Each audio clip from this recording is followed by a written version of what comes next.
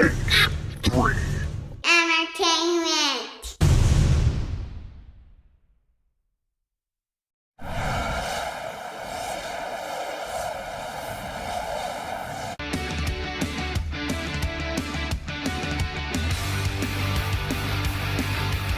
Welcome to Business Over Beer, where entrepreneurs, small business owners, and people passionate about what they do bring us their stories and their favorite beer.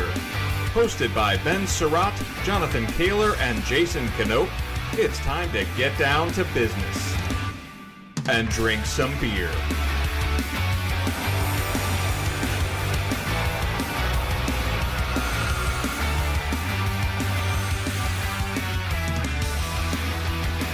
Hello, everybody, and welcome to another episode of the second biggest podcast in the Pacific Northwest.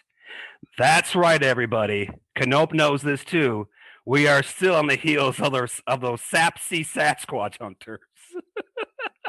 But I know those Sapsea dudes are really, really nervous right now because they know that this episode, this one right here, will bring us to the apex and we will reign supreme in the Pacific Northwest. That's right. This is Business Over Beer. I'm your co-host, Ben Surratt. Alongside me via the Zoom is the man of the hour, the terror of power. Some people call him the space cowboy. Some people call him Man Bun. Some people call him Dingo Neck, the Jungle Walrus. But we call him Spartacus, Mr. Jonathan Kaler. Happy Friday, my friend. Happy Friday, Benjamin. It has been quite the week. I am so excited to be podcasting tonight. I don't know what a dingo wreck walrus is, but I'm sure Dingo Neck Jungle Walrus. The dingo neck jungle walrus. Is that somehow related to like the dingo ate your baby? Is it that kind of thing, or a tusked water dwelling animal? He didn't make me look it up. Oh, I'm sorry. I feel honored that you actually shared with me what a dingo neck jungle walrus is. Well, hey, enough about that. Speaking of water animals, of course, alongside me is the gangsta of Hazeldale. He is the gift that keeps on giving. Tara, are you down with the KNOPP? Yeah, you know me. Jason Knope, welcome to Business Over Beer, my friend. How you feeling tonight, my man? Well, I'm not feeling like a dingo neck, so that's pretty good. Other than that, I'm fantastic. Once again, we've got beautiful Pacific Northwest weather, fantastic day, and we're doing something a little bit different tonight on the Bob.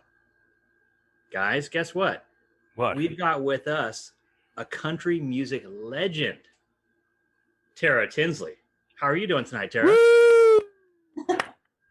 Oh, thank you. Tara, welcome. I am doing really good tonight. Thank you so much for joining us on Business Over Beer. Yeah, well, of course, I didn't really realize it had a nickname, Bob. That's pretty cool. Well, I mean, after the introduction with all of the nicknames that go around, we're a little nickname heavy here on Business Over Beer. So do you have any nicknames that you go by? A lot of nicknames, but mostly people just call me Tara. It's really boring. Well, the nicknaming committee will have to convene and come up with something. Maybe Ben's got something. Uh-oh, what do you got, Ben? We'll save it. Okay. Well, Tara, we always like to start with your business, and you are, as Knope mentioned, a musician. We're excited to have you on our show. It's a little different than what we normally have, but even as a musician, you have a business to run. You have things to do. So just maybe kind of give us the 50,000 foot view of who you are and your music and kind of what you're into. Okay, well, I do country music, and I've been doing it for probably 20 years now. And yeah, you're right. It is a business. I mean, anything that you choose to do for a career and make money at it, is a business. And it's a kind of interesting business too. It's not typical, not a normal choice, but it's fun. And a lot of people look at it like it's super fun, but it's also a lot of work, just like any business as well. And yeah, I also, not only play, I write and sing and then do all the back end work. And I've had people help me over the years too, and all the tedious tasks, but mostly obviously as a business owner, you're always the one doing most of the stuff because no one cares like you do, so it's very similar to basically any other business. Very true. Ben always says that. How many times have you said that? Nobody loves your business as much as you do. Nobody. And no one will ever care as much as you do. So nobody. Yeah, for sure. Well, awesome. Well, I can't wait to hear more about how you got into music and how you got here. And you're going to play some songs for us tonight. So we're excited about that.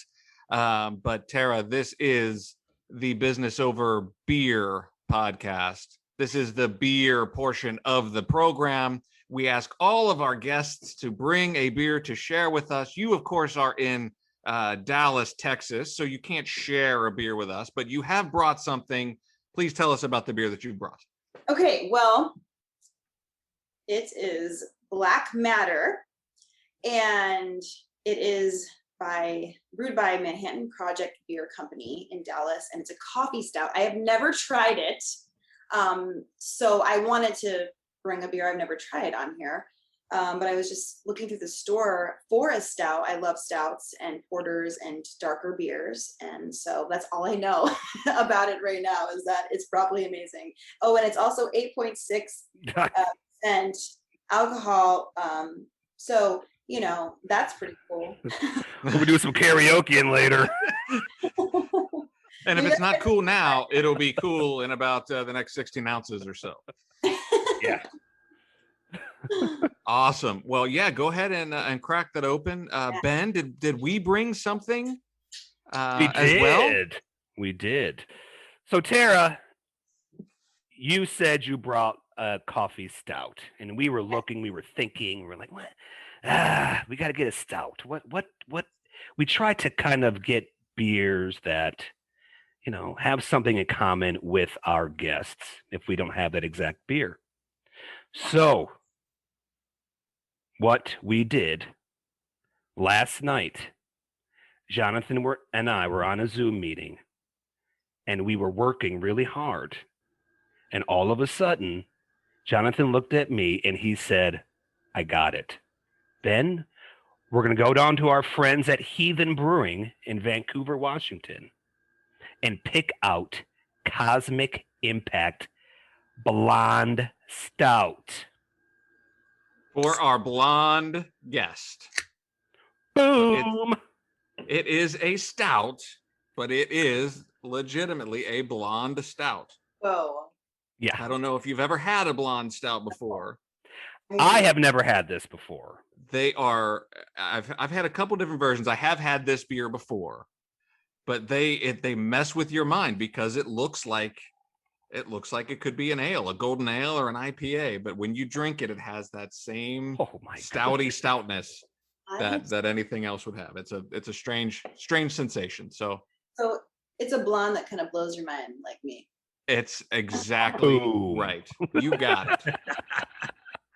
So, well, cheers. Tara, thanks for being on the show. Cheers. Prost. Prost. Dink. Already spilled. Oh my goodness. Wow. Weird, isn't it? It does mess with you. What the hell? Oh my goodness. Tara, let's start with you. How was your beer? Awesome. It's really smooth and it's the perfect amount of, coffee mixed with like that beer taste. It's so smooth. It's like candy beer or something. Candy beer. Yeah, my wife loves stouts. Yeah. She loves the dark beers like you do. Like And that.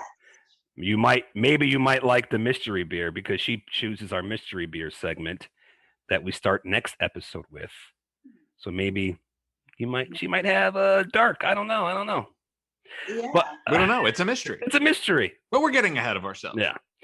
That's miss the Pacific Northwest actually, because when you go out, there's so many options for darker beers at bars, restaurants, but here they're more into IPAs or lighter beers, probably because it's hot all the time.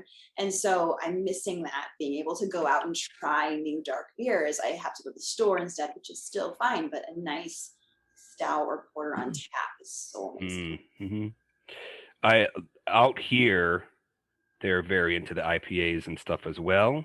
But out here is we call it the mecca of craft beer. So you can find yourself an awesome stout or porter pretty much any time of year too, which is fantastic because usually the porters and stuff and the stouts are heavier. They come out more in the fall than the winter. But I got to tell you, this like something like this is it messes with your mind because your eyes are telling yourself your palate, it's like, oh, here he comes. It's going to be a pale ale or an IPA. Here it comes, and then all of a sudden your nose comes in. It's like, wait, that's coffee. That's a coffee flavor. And then your palate comes in. It's like, whoa, no, Will Robinson, danger.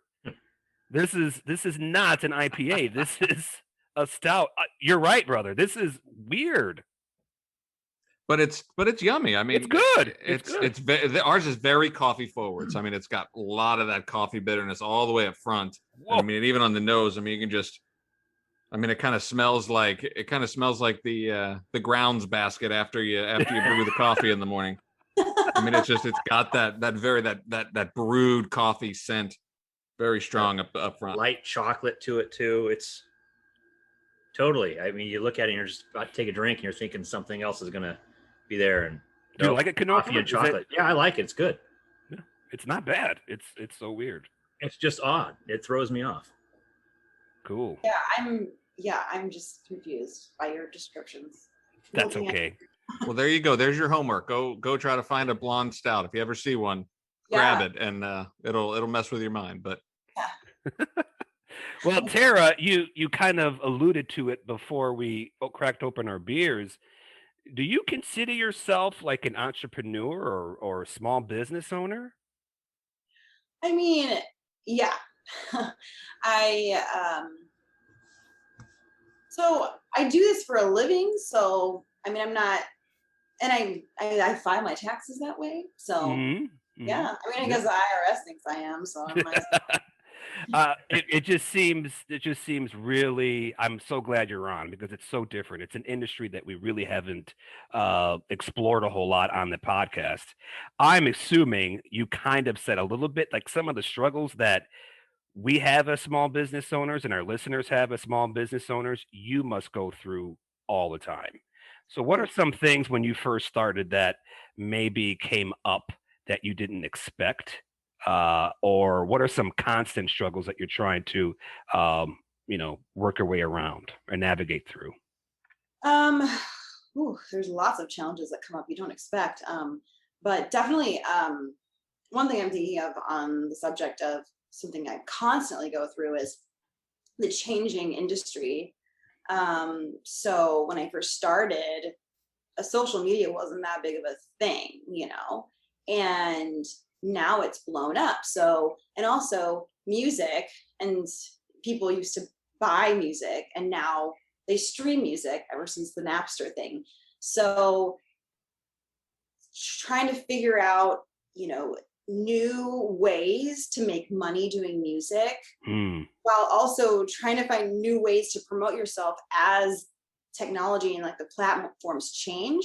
And even since social media started, I mean, you could easily reach an audience, well, easier in a way at first, at least up until recently. And then the algorithms came in, and then it's like, oh, well, now you have people, that like your business or music, and now they're not seeing your posts because you're not working the algorithm, and then you have to pay for ads, and it's really become a business for them, Facebook or Instagram or whatever, which is cool for them, but then it is another struggle for the small business, another expense, which you have to pay for advertising.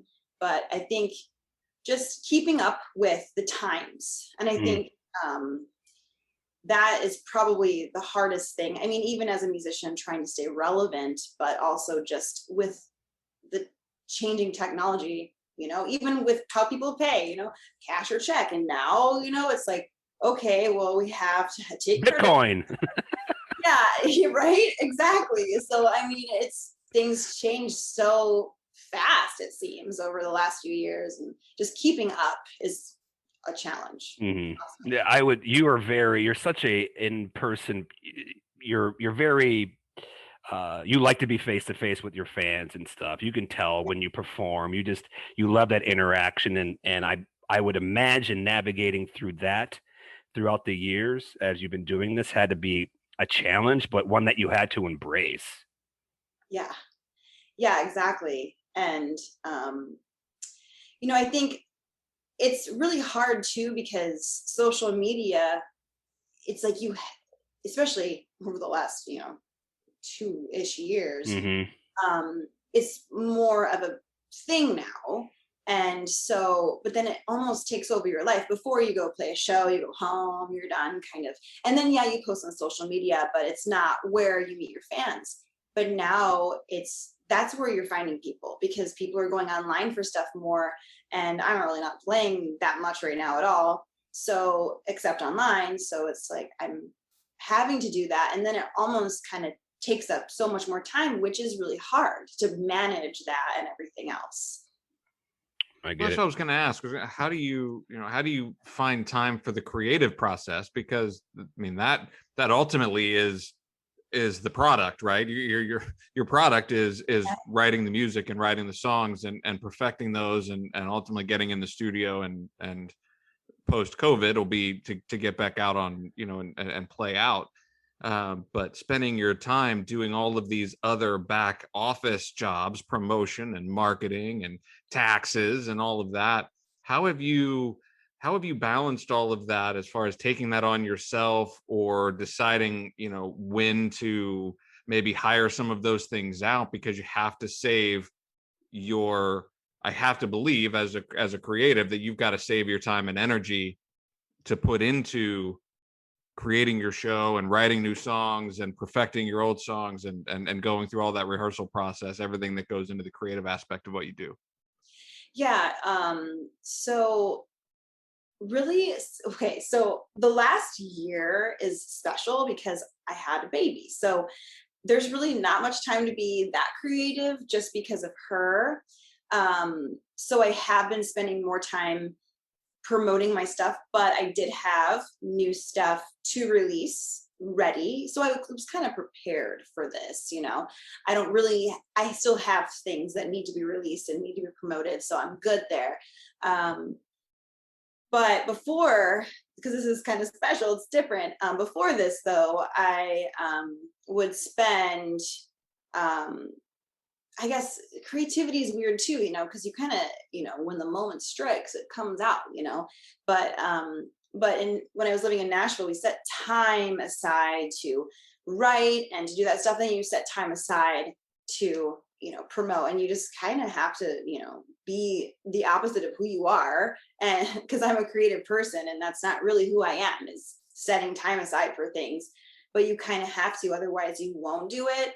And I feel like as a creative person, I would find myself putting more of the business stuff aside and then not focusing enough on that and going, oh no, what am I doing? I'm not doing that enough.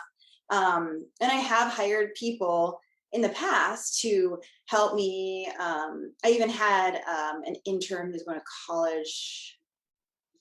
I forgot that situation. That was a really long time ago. He wanted to help get experience with music because he was going into something in entertainment. And, I don't have that now, even though it would be really beneficial, just because, like I said earlier, no one cares about your business like you. And I've been just so disappointed with, people who've been really helpful, but then it's just, they don't care as much as you. So they just, you find them, I had someone come over and just work on my other computer and just do different things. And then you find them, on social media, doing their own thing, which is like, okay, I get it, but it's like, you come over for 2 hours to do work. Like, that'd be cool if you worked. So I know actually did some work. It's like only 2 hours. Is that hard? Are you bored already? And you're not done. And I found that I would do so much more in that time than they would. So it's like, if I could find someone that amazing, but I'd probably have to pay like so much more money than I could afford to find someone that amazing. So it's been a challenge, which I'm sure a lot of business owners deal with too, the little, scrolling on social media and all that as well.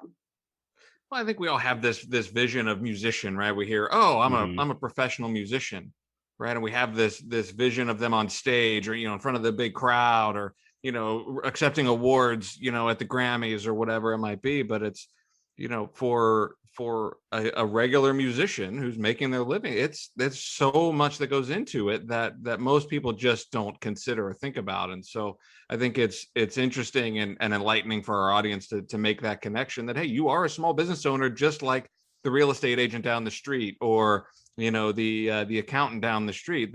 They have to do these things too. They've got to figure out their sales and marketing and business development and branding and social media and all those things that you have to as well. So.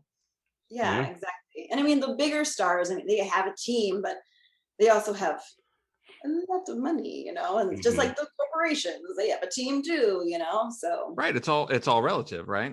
So, yes. So how did you get started into music? So you've been doing this 20 years. So can I infer that you've been doing this professionally for 20 years? You've been making your living at music for 20 years. How did you kind of get started into that? And how did you finally just say, you know what, this is going to be my life? Okay, I have to be accurate. It's been 19, but I'm rounding up to 20. But 20 sounds better. Yeah, 20 it's a good number. Better, but then it makes me sound older. Just like that 19 sounds better. But anyway, so yeah, ever since I was young, there's been times when I didn't know, but I thought I wanted to be different things. But for some reason, when I was young, I settled on, I want to be a singer and play music. And my parents bought me a guitar and I started playing a lot, but I was really shy. So I wouldn't even, talk to my own grandparents. Me and my brother and sister were the shyest kids you ever met. I think my family still to this day is just shocked that I'm ever on a stage at all based on how I was when I was younger. And my mom would always sing with me and she taught me the National Anthem. And we'd go to these motocross races because we raced motocross. It's another little tidbit, but we raced motocross and they didn't have a National Anthem singer. So I didn't know that through her teaching me the National Anthem that she was secretly trying to get me to sing at the motocross races. So one day we arrive and she asked the guy who owns the place, hey, can she sing? And he's never heard me sing. And I thought he was going to say no. So he's like, good, he's going to say no. And he said yes. And I was excited and so nervous at the same time. But if I wanted to do this for a living, I'd probably have to sing in front of people. And why would I even pick that, being so shy? So I remember shaking, my whole body shaking and being up there and singing the National Anthem and thinking it was so cool. People were like all quiet and listening. And then after it was over, I thought I did the worst performance of my life. And I said, I'm never doing that again. I'm not singing ever again. And I walked down the stairs and had my mind made up. This lady comes up to me and she said, wow, that was such a great job. And then I'm like, I'm doing this forever. So that's what happens when you're young and you're easily swayed by things. And then that happens when you get older too. Yeah. You want to start a podcast? Love that podcast episode. Yeah, really? Okay, I'm going to keep going. I'm going to do it. Right. I want to quit. And then, oh, this is great. Okay. It just takes that one person, I'm doing it for that one person. So then We're still waiting for that, just for the record. I'm here. Exactly, it's Tara. There you go. Woo! Perfect. And you're my three people, so we're good. I guess I'm doing better than you. So.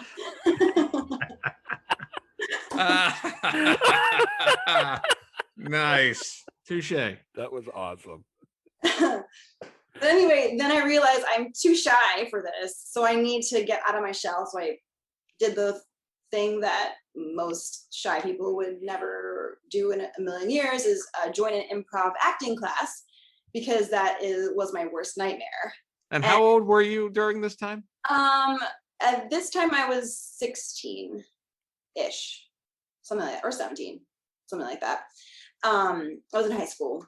And so I joined that class and I did terrible and I never got up for anything. And then I kept going with it, and she graded you on how well you did. And I would get really bad grades. I think I started with a D, and by the end I graduated with an A+ in the class, because I actually got up and was just, she made us get up, and that's what I needed. And that's what took me over the edge. And anyway, moved to California after that and just started plugging away at playing shows, and it just took that, getting over that hump of being shy to be able to do this for a living and get out there. And I've had a cool journey ever since.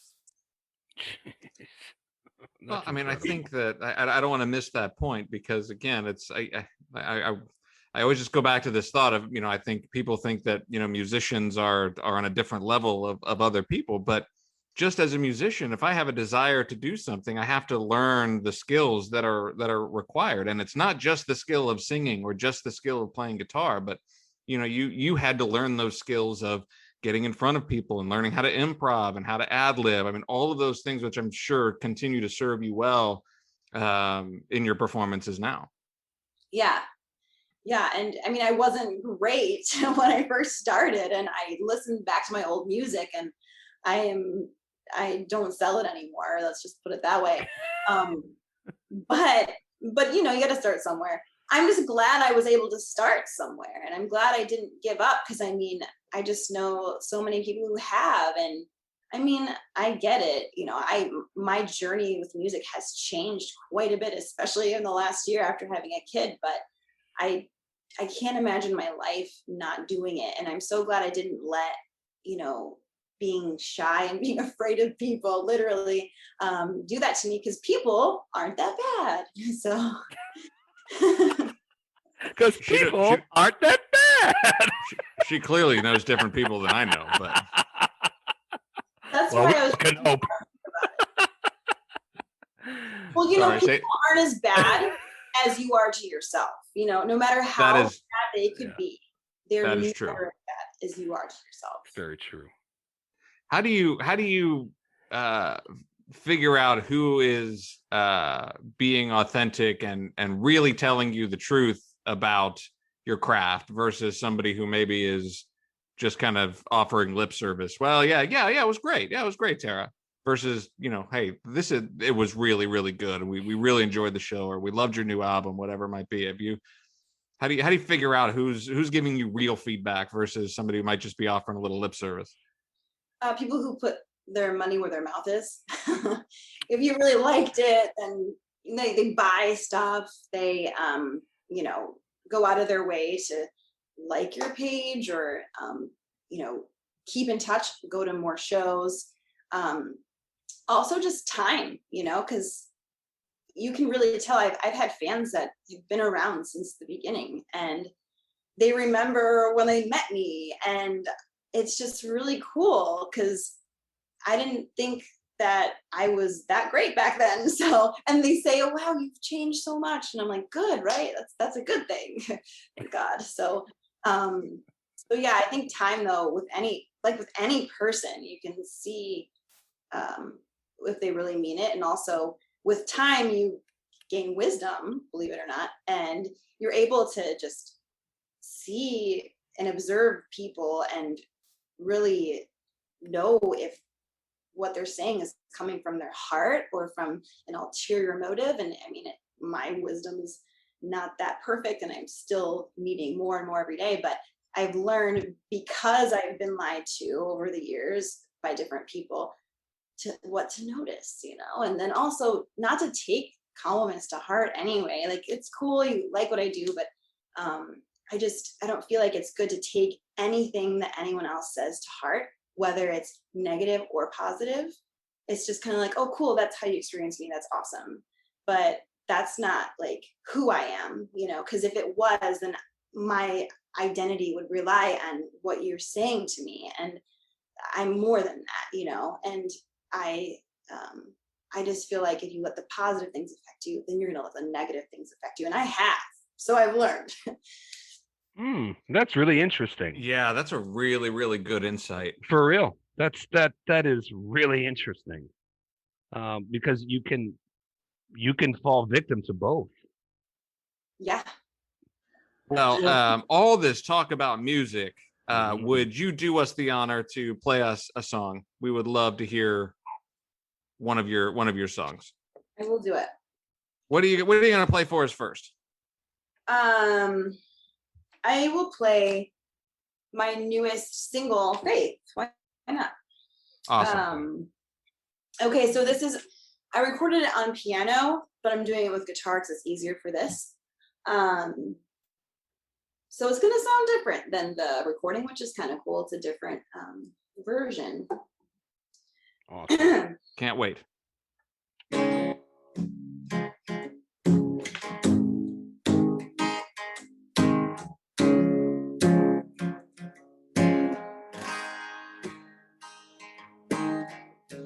You tell me I won't escape trouble, and I can't hide from the rain. There'll be times that I'll give and give and give, and all I'll get back is pain. Don't tell me how high is that mountain, how thick the walls of Jericho are, how tall Goliath is, or that I'm against all odds. There's a way when there seems to be no way. There's a shout that'll shatter a wall. There's a stone that'll make a great giant fall. Faith is the one thing that can stand against it all. You tell me I should give it up, that I should just throw in a towel. But I know I can get to the other side of this, even though you can't seem to see how. Don't tell me how high is that mountain, how thick the walls of Jericho are, how tall Goliath is, or that I'm against all odds. There's a way when there seems to be no way. There's a shout that'll shatter a wall. There's a stone that'll make a great giant fall. Faith is the one thing that can stand against it all.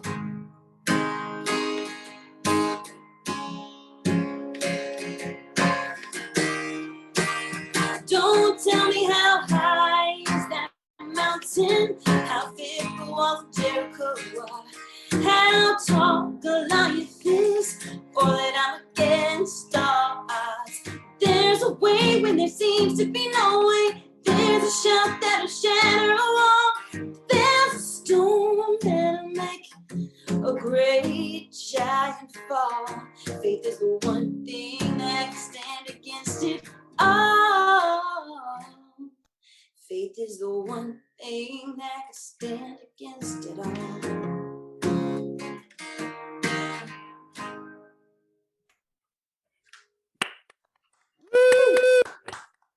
That was awesome. That is awesome. I love that version. Yeah, that is awesome. That is terrific. So That's that's your newest single that you just released. Yeah. And so I'm going to ask this question. There's a whole lot of other questions I have around faith that we're gonna get to. Yeah. But I want to ask this question because it kind of relates to the business side and pulling in kind of what we talked about earlier. So 20 years ago when you started, there was no releasing just a single, right? You would release an EP or you'd release a full album. Is that your ability, or you releasing a single song? Is that just part of the music industry now that you've got this flexibility, or that's what the market demands, is to be able to put these just single songs out versus having to put a whole record together?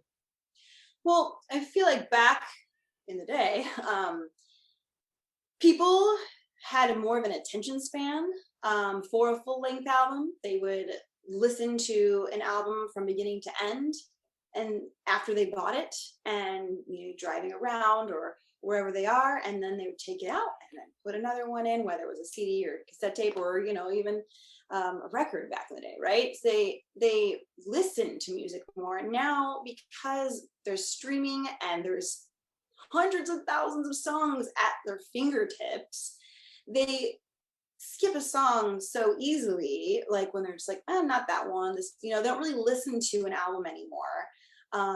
It's kind of almost a waste to put out an album, because once you put out the album, there's nothing left to promote, and then everybody else is loud, right? Like, what I mean by that is, this person's releasing this person's releasing this, and so these people are in their face all the time.